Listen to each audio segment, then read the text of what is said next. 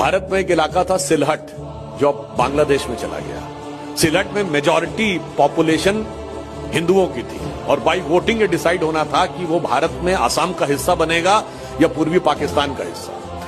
वहां पर हिंदू समाज में सबसे बड़ी जाति जो थी वो शेड्यूल कास्ट की एक कम्युनिटी थी, जिसके जोगेंद्रनाथ मंडल ही उसके नेता थे, जो पाकिस्तान के पहले लॉ मिनिस्टर हुए। उन्होंने, जो आजकल भीम मीम कहा जाता है ना, उसमें आके उन्होंने कहा कि नहीं, मेरी जिन्ना से बात हो गई और we will remain in with the side of Muslim League and then we will more flourish then the so called Hindu India which is emerging.